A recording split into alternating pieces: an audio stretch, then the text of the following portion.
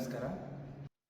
ಈ ದಿನ ನಾವು ಶೇರ್ ಮಾಡ್ತಿರೋ ಇನ್ಫಾರ್ಮೇಷನ್ ನಿಮಗೆ ಯು ಎ ಎನ್ ನಂಬರ್ ಗೊತ್ತಿಲ್ಲದೆ ಇದ್ದಾಗ ಯಾವ ರೀತಿ ತಿಳ್ಕೊಬೇಕು, ಯಾವ ರೀತಿ U A N number activate ಮಾಡಬೇಕು, ಯಾವ ರೀತಿ ಹೊಸ ವಿಧಾನದಲ್ಲಿ ಪಿ ಎಫ್ ವಿತ್ಡ್ರಾ ಮಾಡ್ಕೋಬೇಕು ಎಂದು ನೋಡೋಣ.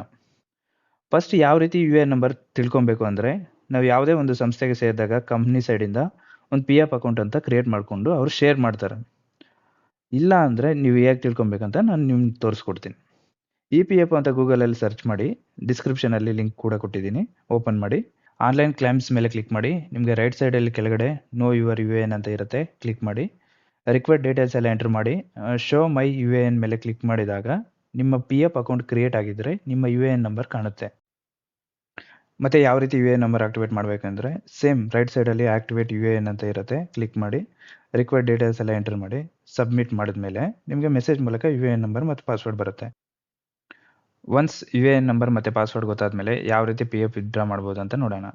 ಪೋರ್ಟಲ್ ಲಾಗಿನ್ ಮಾಡಿ. ಲಾಗಿನ್ ಆದಮೇಲೆ ತಪ್ಪದೆ KYC ಡಾಕ್ಯುಮೆಂಟ್ ಸಬ್ಮಿಟ್ ಮಾಡಿರಬೇಕು, ಇಲ್ಲ ಸಬ್ಮಿಟ್ ಮಾಡಿ.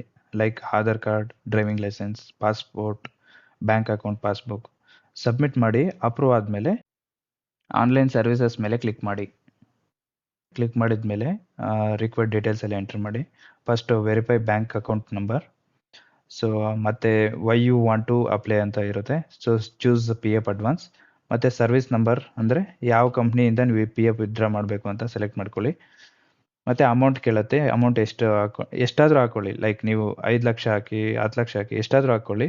ಬಟ್ ಇ ಪಿ ಎಫ್ ಏನು ಮಾಡುತ್ತೆ ಅಂದರೆ ನಿಮ್ಮ ಟೋಟಲ್ ಬ್ಯಾಲೆನ್ಸಿಂದ 75% ಮಾತ್ರ ನಿಮಗೆ ಪಿ ಎಫ್ ಅಮೌಂಟು ನಿಮ್ಮ ಅಕೌಂಟ್ಗೆ ಕಳಿಸ್ತಾರೆ. ಮತ್ತು ಎಂಪ್ಲಾಯ್ ಅಡ್ರೆಸ್ ಎಲ್ಲ as per the Aadhaar card enter ಮಾಡಿ. ಮತ್ತು ಲಾಸ್ಟಲ್ಲಿ ವಯ ಒ ಟಿ ಪಿ ಮತ್ತು ಆಧಾರ್ ಅಥೆಂಟಿಕೇಷನ್ ಕೇಳುತ್ತೆ. ಒ ಟಿ ಪಿ ಎಂಟರ್ ಮಾಡಿ ಸಬ್ಮಿಟ್ ಮಾಡಿ. ನಿಮಗೆ ಲಾಸ್ಟಲ್ಲಿ ಕೊನೆಯಲ್ಲಿ ಕ್ಲೈಮ್ಸ್ ಸಕ್ಸಸ್ಫುಲಿ ಸಬ್ಮಿಟೆಡ್ ಅಂತ ಬರುತ್ತೆ. ಮತ್ತು ನೀವು ಪೋರ್ಟಲಲ್ಲಿ ಮಾತ್ರ ಕ್ಲೈಮ್ ಸ್ಟೇಟಸ್ ಟ್ರ್ಯಾಕ್ ಮಾಡ್ಕೊಬೋದು.